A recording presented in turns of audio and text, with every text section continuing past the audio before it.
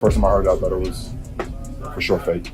That was a hoax. The new Lakers ownership group under Mark Walter has shifted the franchise off LeBron's championship window, while Luka Dončić has been locked in as the long-term face of the team. LeBron has even floated interest in playing outside the NBA, and the combination of his player option, Luka's extension, and the ownership pivot has put Jeannie Buss and Mark Walter at the center of the story. It all traces back to the Lakers owner reacting as Luka Dončić and LeBron James signed deals that have reshaped the entire franchise, and it begins with the trade that nobody saw coming.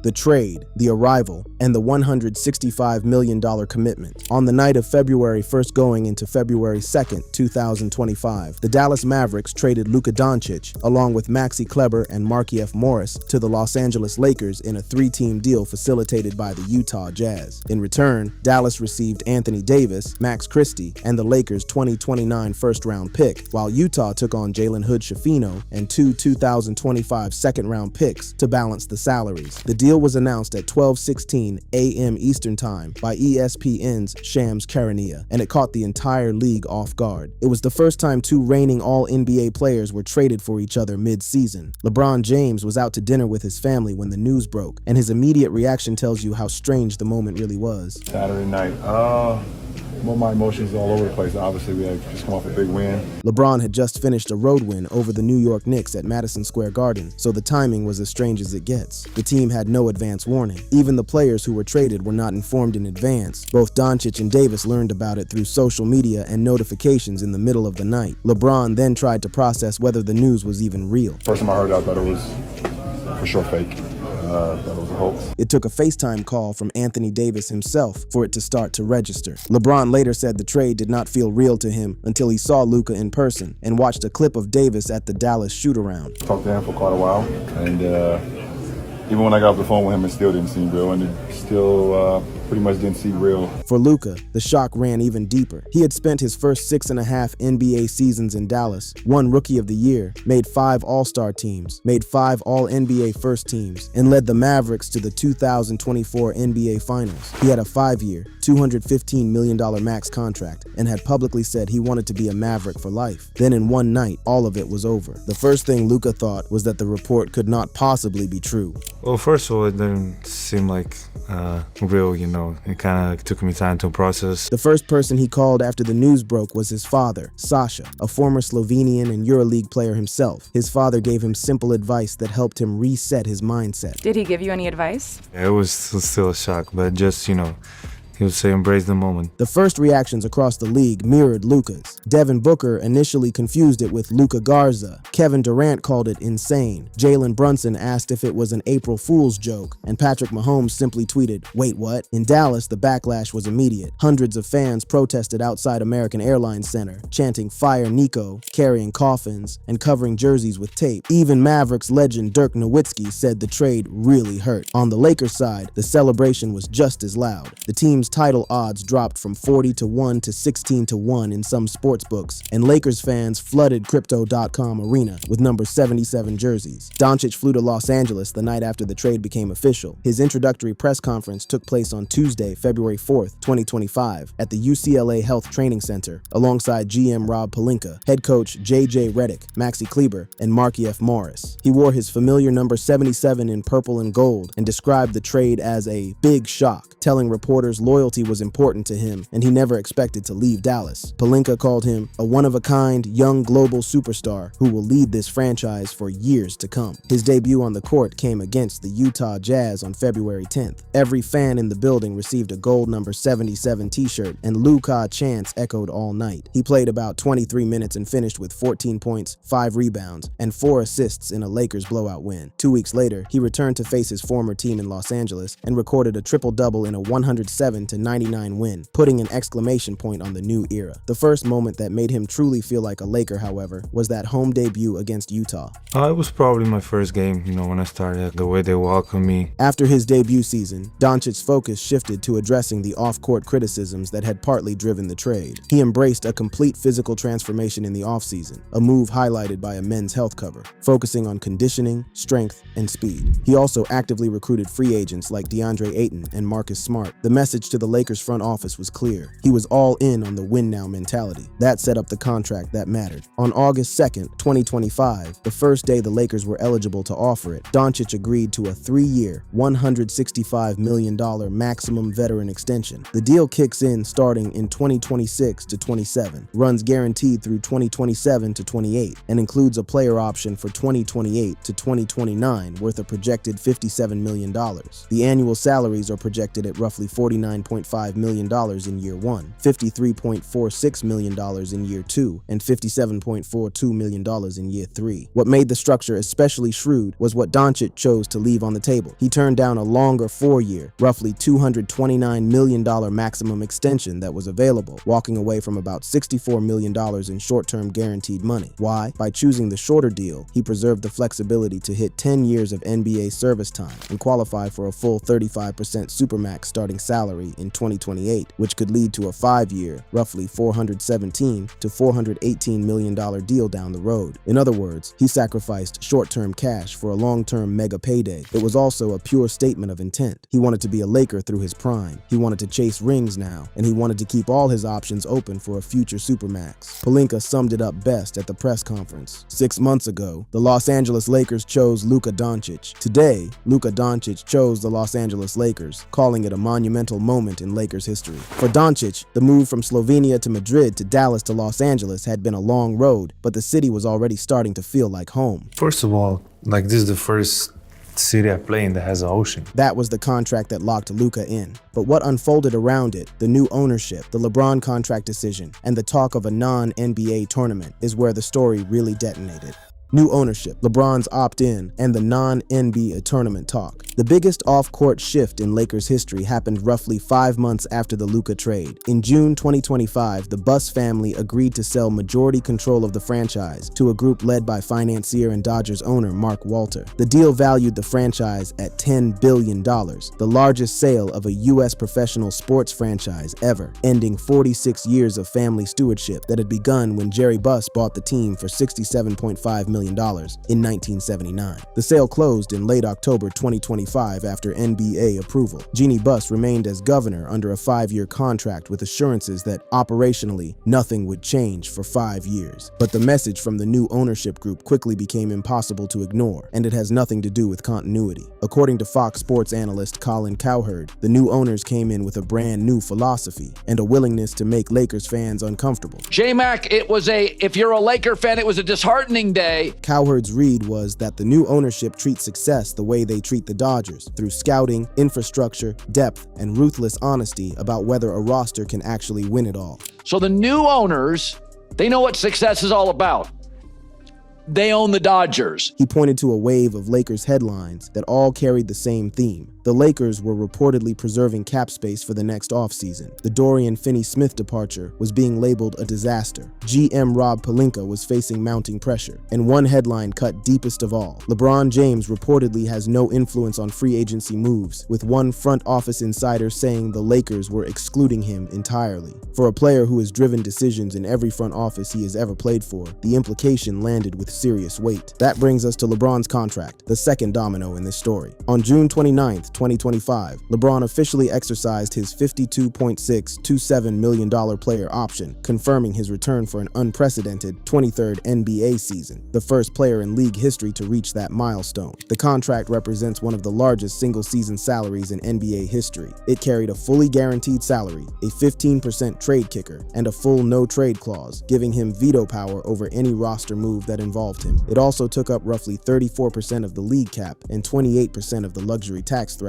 for 2025 to 26. The signing extended a deal LeBron had originally agreed to in July 2024, a 2-year, $101.355 million maximum extension that came right after the Lakers drafted his son, Bronny James, creating the first father-son duo in NBA history on the same roster. By opting in for 2025 to 26 instead of negotiating a new extension with another player option, LeBron set himself up to become an unrestricted free agent in summer 2026 for the first first time in years, with no fallback year. His longtime agent, Rich Paul of Clutch Sports, made the strategy clear when explaining the move to ESPN. Paul said, "LeBron wants to compete for a championship. He knows the Lakers are building for the future. He understands that, but he values a realistic chance of winning it all." That single sentence captures the entire tension at the heart of the story. The Lakers are openly building for the post-LeBron era around Luka. LeBron, at 41 and in year 23, still wants a real chance to win another title, and the new ownership group has told the league exactly where they stand on which of those two priorities matters more. According to Cowherd, the new owners are essentially big game hunting for the next offseason, and they are not building this current team to win a championship. And so this morning,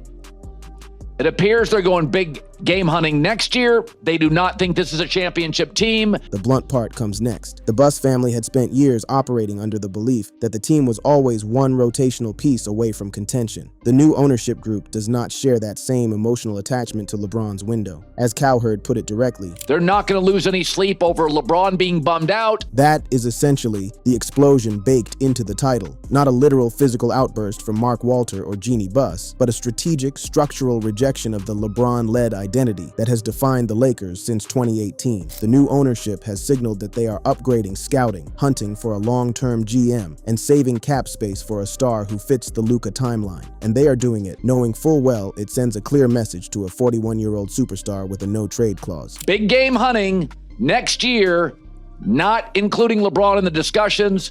He's had a great career. That was the second domino. The third domino, and the one that ties most directly to the outside of NBA framing of the title, is what LeBron has reportedly been exploring on the side. While there is no actual joint contract between LeBron and Luka outside the NBA, the rumors and floated ideas around LeBron's non-NBA interests have fueled the entire viral narrative. In October 2025, LeBron expressed interest in a non-NBA tournament, reportedly tied to a high school showcase event connected to his brand and a separate Ace golf-related concept. Behind that, even bigger reports have surfaced of LeBron and his longtime business partner Maverick Carter exploring a new international basketball league with a potential 2026 launch, backed by investor groups with European flavor. None of that has been finalized. None of it has been signed. And critically, no document exists that ties Luka and LeBron together to any non-NBA contract. The viral headline framing is fabricated clickbait, but the underlying ingredients are real. LeBron has been openly thinking about life beyond the league he has dominated for 23 years, and the Lakers' ownership has clearly signaled they are planning their future without him at the center of it. The financial reality also explains why these conversations are happening now. LeBron's career on-court earnings have surpassed $581 million,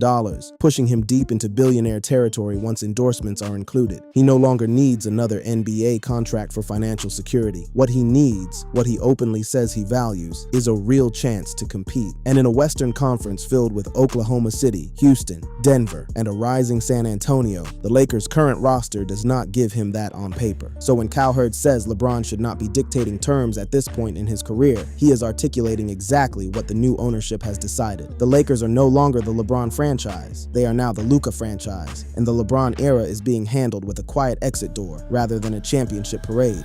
The LeBron-Luka relationship, on-court synergy, and what it all means. While the front office and ownership have been quietly drawing battle lines, the relationship between the two players themselves has been the opposite of explosive. It has been one of the most genuine superstar pairings the league has seen in years, built on real admiration, real mentorship, and a shared basketball IQ that has translated directly to the floor. Luka has called LeBron his idol going all the way back to his rookie year in 2018. Their first on-court meeting came on November 1st, 2018, when a nervous rookie, Luka, faced his hero and later sought him out post-game for a signed shoe inscribed with "Strive for Greatness." LeBron obliged. He has spoken about that moment warmly ever since, and he has publicly called Luka his favorite young player in the league for years. So when the trade happened, the foundation for the partnership was already in place. Luka described what it has been like to actually share a locker room with him. I mean, it's great. You see, I've never played with a guy like this. The first thing that struck him was not LeBron's basketball talent. It was his preparation and routine. Luka realized very quickly that the gap between a 22nd-year MVP and the rest of the league is not just genetics, but obsession with the process. But just to play with guys like him, like, it's unbelievable. Like, I can learn so many stuff. Luka described the day-to-day reality of trying to keep up with LeBron's preparation in disbelief. Showing up early at the arena was no longer enough. By the time Luka got there, LeBron LeBron had already finished his pregame work. Well, first of all, he shows up like 10 hours before the game. So. That kind of mentorship has become a defining feature of their dynamic. The Lakers organization explicitly asked LeBron to mentor Luka on conditioning, professionalism, and off-court life as Luka stepped into the role of franchise face. LeBron has openly embraced that role. Luka, for his part, has called playing with LeBron a dream come true, and what is most striking is how honestly he has assessed the on-court chemistry. He has not pretended that everything has been perfect from day one. But just, I still think it's a work in progress. LeBron has been just as direct on his end. On Mind the Game, his podcast with Steve Nash, he explained why Luka's arrival has been so exciting for him personally, describing him as a player who plays the game the way LeBron has always wanted to inspire the next generation to play it. What LeBron values most is what Luka does for everyone around him. He is not just a great scorer or passer. He has a way of making teammates believe in themselves at a level they did not believe in before. The kind of confidence that creates finals runs out of nowhere. That confidence-creating ability is part of what made the on-court fit work, despite the early skepticism. Coming into the 2025-26 season, the worry was obvious. Both players are primary ball handlers with elite vision. Two computer processors who like the ball cannot share the floor without one of them sacrificing. Early in the season, the analytics confirmed the concern. Lineups with Luka, LeBron, and Austin Reeves posted negative net ratings in some samples, and the trio played only 10 to 12 games together before the All-Star break due to injuries. But by late season, the partnership had started to click. Luka finished with averages of 33.5 points, 7.7 rebounds, and 8.3 assists on 47.6% shooting in 64 games, with a plus 187 plus minus. LeBron, in his reduced usage role, averaged 20.9 points, 6.1 rebounds, and 7.2 assists on 51.5% shooting across 60 games. The Lakers went 32-17 when both were active, finished 53-29 overall, and clinched the number 4 seed in the West and the Pacific Division title. What changed was simple. LeBron embraced the sacrifice. He explicitly told the team that he would fit his game around Luka and bend his style around the new offensive engine. He played as a spacer, a screener, a short roller, and a quick decision passer. He let go of his usage. By March, the two-man net rating had flipped positive, and head coach J.J. Redick described the partnership as developing real synergy. J.J. Redick said in January 2026, "I love what's happening right now with Luka and LeBron and that partnership. There's some real synergy happening right now that it's fun to watch." The transition game became a weapon. Luka's full-court outlet passes and LeBron's open floor finishing turned into one of the most unstoppable looks in the league. The big three with Reeves went 12 and 2-1 tracked late-season stretch and undefeated in multiple games where both LeBron and Luka scored 30 or more. What once looked like a forced fit had become a model of veteran buy-in. Off the court, the chemistry held just as well. Golf outings, shared celebrations, and Luka publicly expressing hope that LeBron would finish his career as a Laker. The advice LeBron gave Luka when he first arrived was simple. It was the same philosophy LeBron has lived by his entire career, and it explains a lot about why their relationship has worked. So when the dust settles on the headlines about the Lakers owner exploding in contracts outside the NBA, the actual story is more interesting than the clickbait suggests. Luka signed a record-shattering $165 million extension with a long-term plan toward a future supermax. LeBron opted into his $52.627 million player option for an unprecedented 23rd season while quietly exploring options outside the NBA for after his playing career ends. The Buss family sold majority control to Mark Walter at a $10 billion valuation, ending 46 years of stewardship. The new ownership group has openly signaled that they are building around Luka, big game hunting in 2026, and not losing sleep over LeBron's feelings about it. And in the middle of all that political and financial drama, the two players themselves have built one of the cleanest on-court mentorships the modern league has seen. A 41-year-old superstar passing the torch to a 26-year-old idol, while still averaging over 20 points per game and shooting 51.5% from the field. That is the actual Lakers story. It is not a single explosion from an owner. It is a slow, deliberate shift in power. From Jeanie Buss to Mark Walter, from LeBron to Luka, from the championship or bust mindset of the 2000s to the long horizon, scouting and cap space approach of the new era. The headline that went viral got the emotion right and the facts wrong, but the truth underneath it, the trade, the extension, the option, the sale, and the partnership is the most consequential transition the Lakers franchise has been through since the post-Kobe rebuild. And the most honest summary of where the Lakers are right now might come from Cowherd's blunt take on the new ownership group's worldview. That is the world LeBron, Luka, Pelinka, Jeanie, and Mark Walter are now operating in. The contracts are real. The ownership change is real. The non-NBA tournament talk is real. The mentorship is real. The only thing that did not actually happen is the joint signing outside the NBA. Everything else around it, every domino that built the viral headline, happened exactly the way the league saw it unfold. That brings us to the end of this story. For more interesting videos like this, click on the cards on your screen.